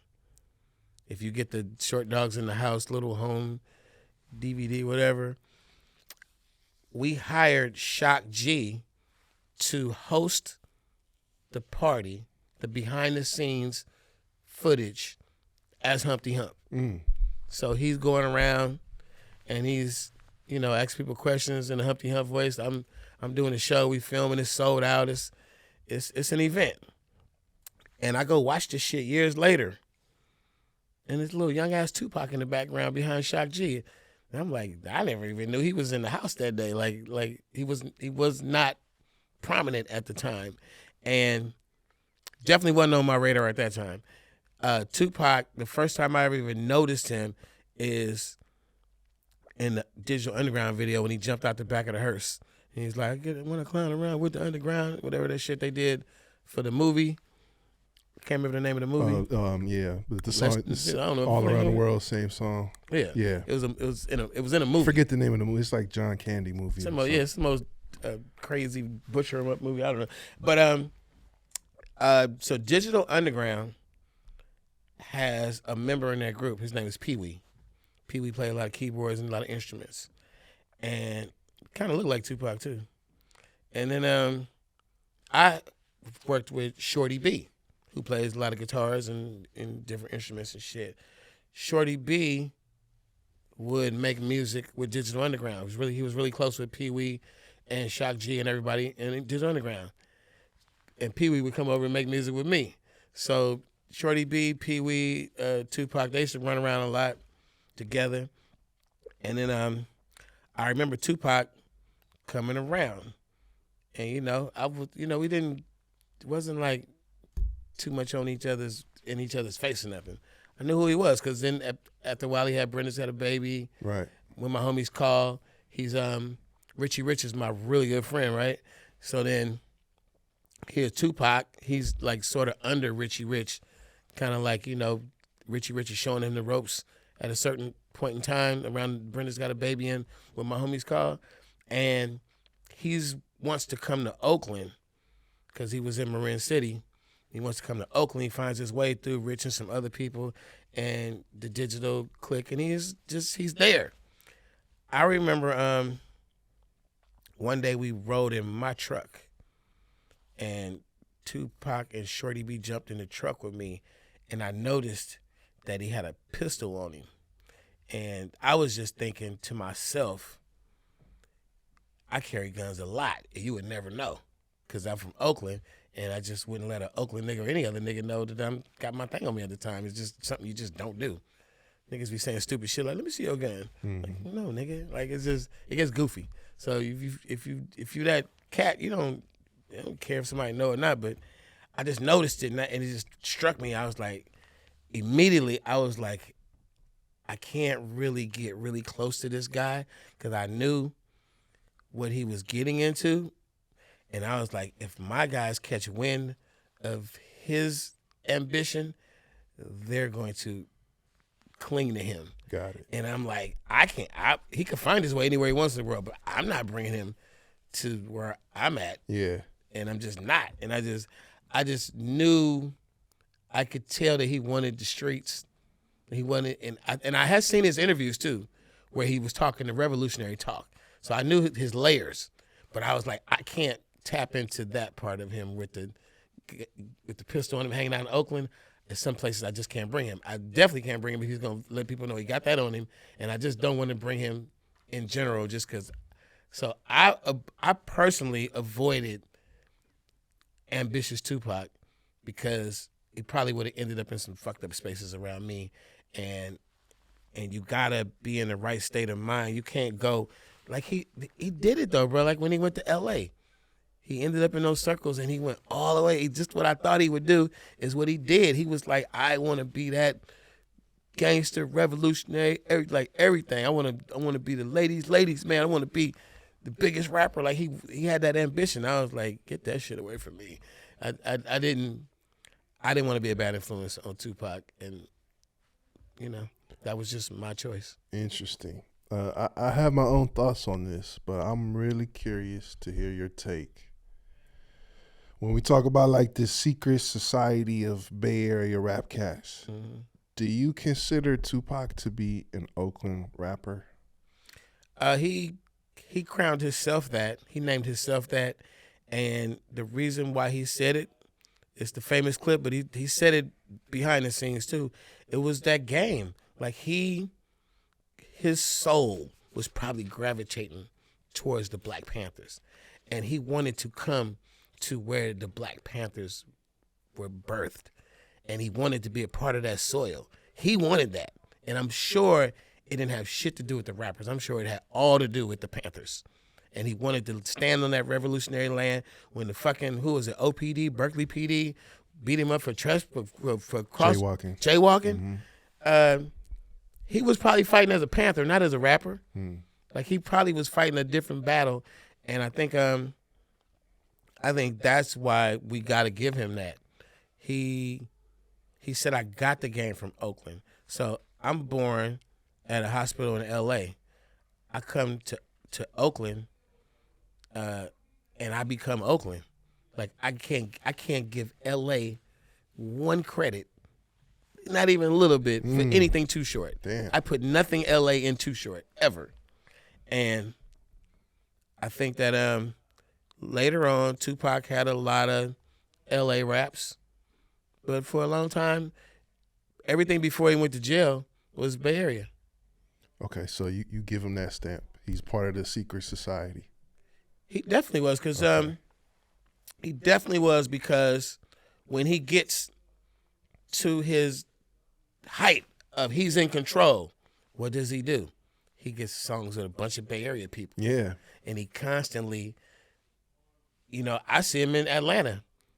Back in the day during all the wild shit. And it was just, we get together and we just, the Atlanta Tupac, I was fucking with. Because he had already stuck his foot out the door. He had already shot the undercover police officers. He was catching the cases in New York and shit. I fuck with that Tupac. I'm like, you out the house now? Let's go. But I wasn't going to walk him down that path. Right. I wouldn't do that to anybody. Yeah, I was really curious to hear your perspective on it, especially also, I know this has been discussed before, but you're like one of the only artists to record with both Tupac and Biggie. During that bullshit. Yeah. During the shit, yeah. I think it's you, Bone Thugs, and not many more. I think Method Man. Yeah. Yeah. Meth and Red or something. Just I Meth think only. just Method Man. Yeah, man. If you're gonna play politics, when I say use the word politics, I'm really talking about the streets. It's very specific, and I was in the loop of what was the reasoning for all the friction between them, and all of the friction was 100%. Well, not 100%, but it was all being fueled by Puffy and Suge. That was the friction of how. It was ego, it was label shit, and when Tupac got shot in New York and felt that it was a direct betrayal from the Puffy Biggie clique, and then there's so many stories that people don't know about and how closely related it is. I've heard Ed Lover talking some shit, Ed Lover from Yo MTV Raps, talking some shit about Stretch and the cats that was around Pac. Like, Pac was around Haitian Jack and Jimmy Henchman, and these are like some real motherfuckers back in the day in the streets of New York. He was with the realest. Right. In it, embraced. And it's just so many stories about the circles he was in and the people he was with. And then he goes to jail for raping a woman who he had voluntary sex with more than once. And she said that he told her she had to have sex with a bodyguard. But then the bodyguards, nobody goes to prison, just Tupac go to jail. And then he gets shot going to a place that he only told a few people where he was going. This is he did his own investigation. And he's like, they're the only ones that fucking knew. How would anybody know that I was going to that address to rob me? So that's he sat in jail. He went to jail right after he got shot. So you just sitting around for a while. You're your own fucking detective, and you putting it together. By the time he got out, I don't know how long he sat in there, a year or whatever, before Suge came and got him. When he got out, Suge Knight came to get him, And he's like, let's get these motherfuckers. You like, yeah, let's get them. So after that is when he turned that corner of, I'm just mad at all East Coast. I'm mad at Bad Boy. I'm mad. And I just think, Suge gave him the fuel to be more like L.A. minded. Let's get the gang together and get these motherfuckers, you know? And I think that what would Tupac, I can't answer this, but I'm saying, what would Tupac, who got out of jail in that same situation, without Tupac and Death Row, what would that Tupac have done? If he just had his own mind to think and his own people and his own, everybody he fucked with the day before he went to jail, his people, what would that Tupac have done? Because he wouldn't have had the machine of Death Row. He wouldn't have had the loud speaker of Suge Knight and, the momentum that Death Row was having at the time, the Dr. Dre beats. And he's, he turned into a savage, bro. But what would Tupac, the thinker, who think about the body of work he did before that?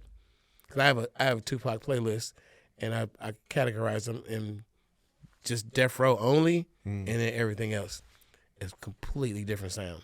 I actually like his non-Death Row stuff more, like Me Against the I like it World all, and but I'm saying it's shit very like that. different. Yeah. I mean, especially considering that, like after he was kind of moving past the beef is when he jumped into like that One Nation project with Duck Down. The stuff he did off Death Row is very thought-provoking, and Yeah. it's fucking like a lot of titles and subjects, and Yeah. and it's not so much partying, it's not so much anger. Crazy. That's definitely, I mean. Shoot me and send me to jail for a rape I didn't do. I'm mad as fuck too. Or then when you talk about like like Diddy and like, I feel like it was Diddy's decision to put out a record called Who Shot Ya right after, which is very bad timing. Everybody fanned the flames. Everybody did, bro. Yeah. Everybody did. I was one of the few people that didn't. That's why you see me working with both of them at the same time. I'm sitting there knowing that this is not East Coast against West Coast. Yeah. I'm sitting in Atlanta, Georgia. I lived in Atlanta at the time. I'm with a bunch of Eric Sermon and Redman. We hanging out every fucking day, Keith Murray. I'm with a bunch of fucking New Yorkers, and it's supposed to be a California-New York war. And I'm like, and it's not really a war. Right. It's really them. When Death Row saw Bad Boy, they're like, let's get the motherfuckers, that type of shit. So it never affected me. And then you couldn't be Tupac or Snoop or Suge and come to me like, why the fuck you make a record with that motherfucking Biggie? I'm like, bro, Biggie ain't the motherfucking enemy. Yeah. You know what I mean? And then Biggie and them asked me, personally, they asked me, man, why is Tupac so fucking mad at us? Can you please tell him we got nothing but love for him? That this is like, we didn't do that shit. Damn. They was serious, like, we did not, that's our brother. I'm talking to Lil C's and Big and them, they like, man, I wish this shit didn't happen like this. Like, Damn. for real. That's crazy. Everybody knows this shit. That wasn't it was, I don't even, man, Puff, I fuck with Puff. I feel for him for what he's going through right now. People are like, spit on him, throw him away, whatever. But I'm like, I don't know how much sinister things, how many sinister decisions came from Puffy or Suge or whoever. I don't know, man. But all I know is we lost Biggie and we lost Pac in about a 6-7 month period. And those two motherfuckers was going to give us so much more. Absolutely. So much more. The Tupac movies we didn't get. The albums we didn't get. Yeah. The Biggie albums we didn't get. Yeah. That shit was not cool, bro. If you need a fresh fade or a clean lineup, tap in with Sacramento Barbering Company, holding it down at 2 locations in Sac. Slide through to 2645 El Camino Avenue and ask for @Arthur Cuts, or hit the spot in Old Sac at 116 I Street for that classic cut with modern style. Follow @Arthur Cuts and @Sacramento Barbering Company too. And don't forget, tell them @_professional advice sent you. Biggie also did that, like, it was kind of an odd interview where he was like ranking rappers. And then like he gave like E-40 a 0, and I think he hated on Spice One too, but he gave you a good rating. That's wild. The only reason why I did songs with Biggie is because they literally came to me and said, we want to get you on a song. And I'm like, shit, I fuck with the homie. I wasn't, most of the features I did in my career are not from me wanting to work with people. It's the other way around. Mm-hmm. And they come get me and they're like, man, I want to do a song with you. Yeah, I don't think I'm gonna say this because I remember those years. I don't think that the East Coast was ready for 40's early flow. And Spice One used to get down a lot. Like they didn't like the flow. Yeah, like the fast pace. Yeah, they didn't, and they couldn't hear that he was spitting all this tremendous game, and then the mobby music wasn't their flavor either. Yeah. So he's rapping his fast ass over hyper shit. We loving it out here. It's right where you want to be. Right. And they're like, what the fuck is he saying? What the fuck is that music? But I'm gonna tell you another side of it. I have been preaching 8-Ball MJG, UGK, Outkast to a gang of California motherfuckers who was like, man, that country act, we don't like that. Them ain't the Ghetto Boys. Like, they love the Ghetto Boys, but they would not fuck with Outkast, UGK, or fucking 8-Ball MJG at first. The Coming Out Hard album, the 8-Ball MJG Classic, I was like, listen to that. Yeah. And like, that shit whack. Like, you crazy. Well, they're all pretty much ahead of their time, right? I had an ear for hip-hop, and a Hell lot of people just had biased opinions about where it came from, who said it, blah, blah, blah. You had to get sold on some shit. And, early days, East Coast didn't take to me either. But you know what Biggie told me? And Jay-Z told me the same thing. They said, while New York was not fucking with you, Brooklyn was. I feel like you got a lot of love in New York, though. Old SoundScan would tell you different. Oh, okay. I SoundScan 1 million albums and sold 2,000 in the whole state of New York. Did you ever meet Prodigy from Mobb Deep? Yeah, of course. Because he of course, in his book, he talks about like spinning freaky tales back in the day. I thought and we did a song together too. Oh, you did? Yeah, we had a song before he passed. Is it out?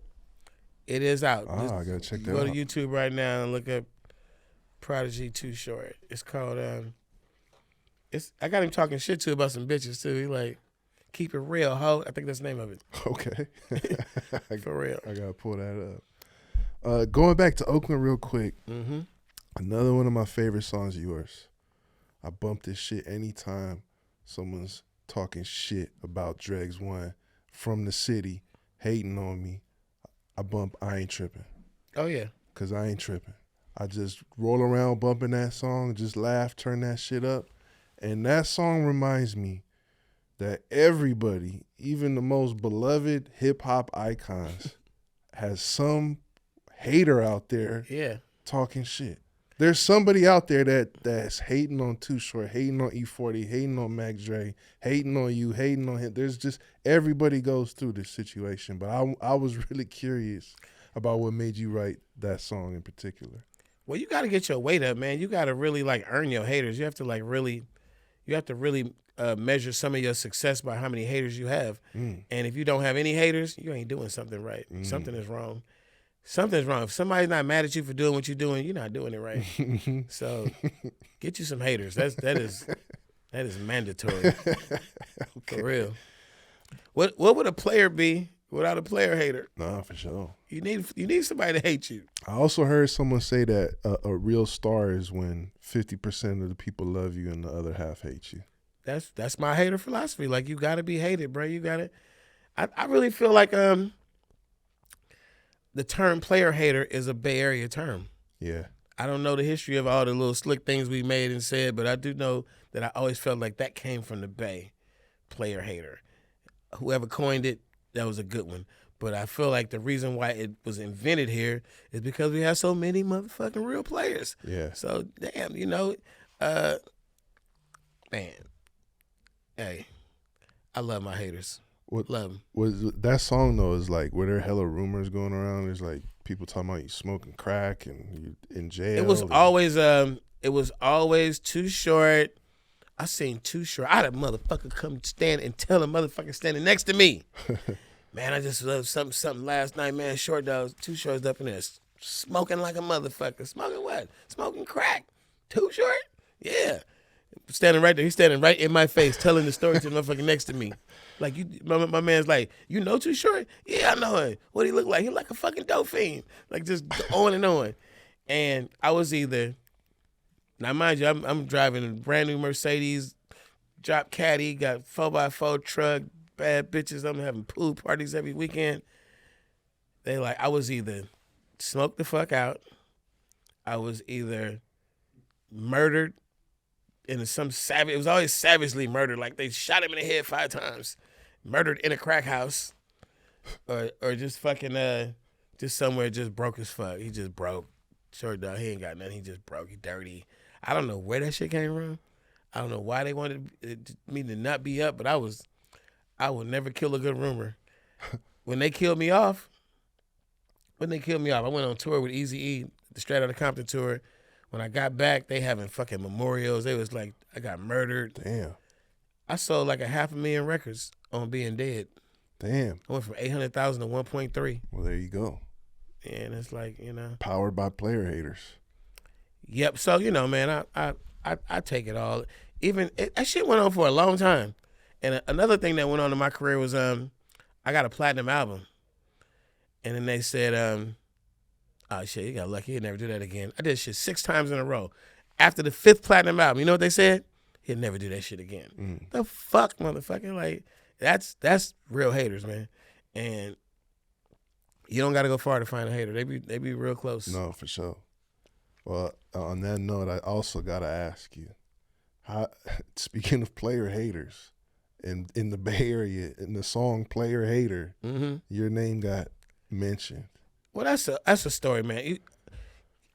It's out there. So I'm working with Rappin' Ron and Ant Diddley Dog. My man Davey D is bringing them through, bringing FM Blue through. We all had our little thing going on. I'm trying to get Father Dime out there, Goldie, Ant Banks, Chris Hicks, had Drew Down, the Luniz. We all congregate at the same place, Too Short Studio in West Oakland on Myrtle Street. And one day, everybody knows that Rappin' Ron was the freestyle king at the time. He was undefeated. Nobody could out freestyle Rappin' Ron. And nobody really could out rap Rappin' Ron. He was the best. He was like, he hadn't emerged yet, but those who knew was like, none of us can rap better than him. Damn sure can't freestyle better. So Chris Hicks, who I'm going to give him one good story. Chris was the one who yelled out that day. We were shooting the Born and Mac album cover. I was sitting up in the car with a chain on and just the same pose. And Chris was like, it don't look right. It don't look right. Everybody take your jewelry off. Everybody put your jewelry on short. That's his style. So Chris always is yelling. If you know him, last time I seen him, he was talking loud. He comes to the studio. He got the Luniz with him. I don't know if Drew was there that day, but the Luniz was there. And he was like, man, I bet you my guys could rap better than your guys. And just talking shit. And the story goes, we made the rap battle between Ant Diddley Dog and Rappin' Ron versus Yuck Mouth and Numbskull. And Nump. We made it biased because more people that was on my side was at my studio, and we was loud for our boy more than we was for them. But truth is, and Yuck will tell you, Ron is a savage, man. Yuck is a savage too on that freestyle and rap. Him and Nump, they really get down. But Rappin' Ron was he was just a different animal, bro. And the bet was 5 pizzas. Whoever lose got to buy 5 pizzas for everybody to share. And we made it, obvious that we was putting the votes on Rappin' Ron and Diddley Dog one. Chris had to buy 5 pizzas. Chris says that I was a big influence on them. They looked up to the big homie, and it was all like, we was all family. But on that day, it was like I scolded them or I let them down by embarrassing them in front of it was a lot of people there that day, probably 50 people, and it just hurt. And they was pissed. So the reason why they always tell the story about Chris got beat up at Summer Jam is because I was like never mad at the Luniz for making that song. I was mad at Chris that you would ever dare let them say that, then you would dare press that shit up and dare put that shit out and then even take that shit to the radio. It's all your fault. Because that used to be your folks, right? Because y'all was close at one point. It was at the same time. It was my folks at the time. Nothing had changed. Oh, okay. Like literally, like okay. people who ran with me day and night was cousins with Yuck and Nup. It was family. Like it was no way I could have got my guys like, let's go fuck them up. They're like, I'm not gonna fuck my little cousin up. Like, we're gonna handle this shit.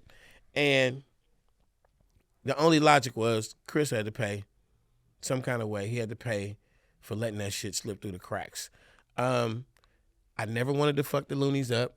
I never wanted to do anything. All I wanted was for somebody, me and them together, somebody give us a platform to say, we ain't enemies. It ain't no feud. They had played on a little rumor that they were the reason why I moved to Atlanta. Right. Or that's why the town got rid of Short. Like, what? So saying that was going to get a lot of people in a lot of hot water. And we was trying to avoid that because it's a family fight. And Summer Jam was the biggest opportunity. And they didn't let me, I said, just put us on stage. And they didn't let that happen. And that's why Chris, got it that day because, he should have let it happen. And then as the shit was going to escalate a little bit and get out of hand, which, that same day at Summer Jam, KMEL canceled the show before the last two performers could go on. The last two performers was the Isley Brothers and E-40. And E-40 had spent a lot of money out of his pocket to put on a really big show for the big crowd and had some props and shit, and it was a big deal. And then KMEL canceled it, didn't let him do his show. He was going to headline Summer Jam. And then they fucking set out on this campaign to make it seem like I was saying fuck 40. They had somebody fake call the radio station and said it was me. And like, man, fuck E-40, man. Something, if I couldn't go on, ain't nobody going on, and blah, blah, blah. And E-40 called me and asked me, was I on the radio? He said, were you on the radio this morning? And I was like, nah. He was like, you telling me you wasn't on the radio this morning? I was like, nope. He said, all right, I'm going to call you back. He called me back. He was like, man, when somebody was on the radio pretending to be you and was saying, fuck me and all that, I was like, bro, come on now. We sitting there talking. He like, I already know, I know. Like, if I said it, I would have said, yeah, that was me. But it wasn't me, so I'm like, it wasn't me. And we ended up making Rappers Ball because of that. KMEL thought that it was just the one chick who was the program director at the time. Her name was Michelle something. She thought that if she made the clique think that I did that E-40 and his oversized cousins and brothers was just going to come pounce me and beat me up and she was going to get rid of Too Short. And she didn't know that we had fucking personal relationships for years and years and years. So that shit didn't work. I don't know how a radio station is going to think they could ban underground artists. We really had a lot of our success had nothing to do with the commercial looks we would get with whatever radio spins. Our biggest hits were like it wasn't a fucking single. So we make Rappers Ball, blah, blah, blah, blah, blah. And Sway, I dropped Getting It. And on the album, Getting It, I'm talking about a lot of that shit.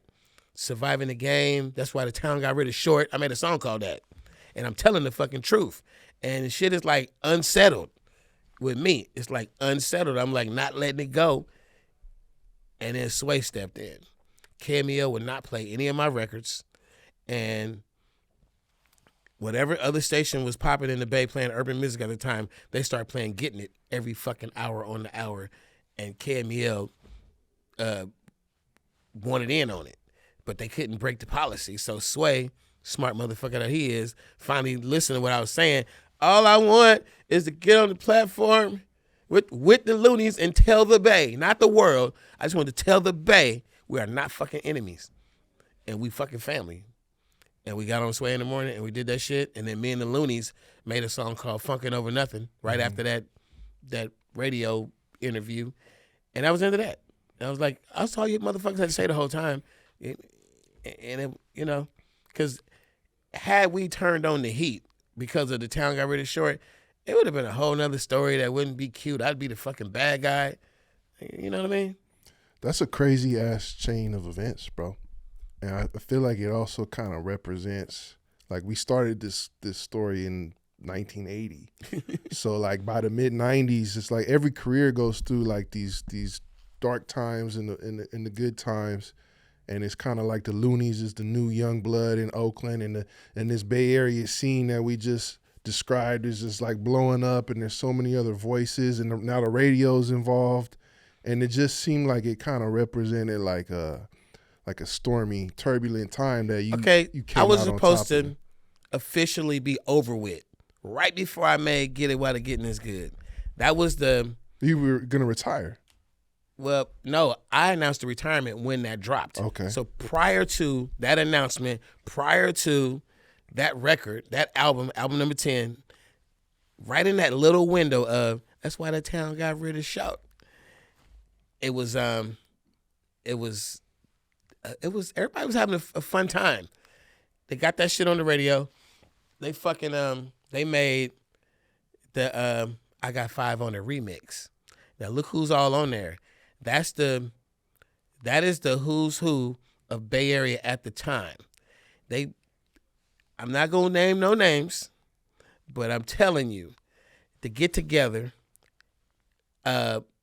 everybody on that motherfucker would say short line right now. He lying. He made that shit up. That was the it's over for Too Short statement. It's over. Like, we taking over. Too Short is not number one no more. This the new shit. It's us. I ain't gonna say 40 was in on it. I ain't gonna say who had a conversation about it. But that statement was it's a wrap. The Luniz was mad about the pizzas. All about 5 pizzas. And we've already healed. We're past this. Me and Yuck Mouth have smoked so many fucking joints and blunts and laughed on past this. Love the shit out of Drew Down. I can tell you a million Drew Down stories that you would never believe. How we just Oakland shit. And they didn't get rid of me. I came out with Getting It. The radio station was banning me. There's just a song, Getting It, fucking Rapper's Ball, the album number 10 album that I was talking about. It just everything just ended. Sway, thanks to Sway, it just ended, bro. But it was a little bitty window in there. They was like, it's over for short. I called KMEL. I'm like, what the fuck? I got Getting It out. No, it was Cocktails. That was the album before that. They didn't play nothing off Cocktails. Cocktails was getting played all over the country. This is the same time they playing That's Why the Town Got Rid of Shout. Why you wanna play hate 'em? But they won't play nothing off my album. And I'm getting spins all over the country on the single Cocktails. They told me, we're really, this is KMEL. Tell me how funny this sounds. We're really supporting the local scene right now. And, everybody knows you moved to Atlanta. It's sort of kind of out of sight, out of mind kind of thing. Like, you're like, you left. So we're just promoting the locals.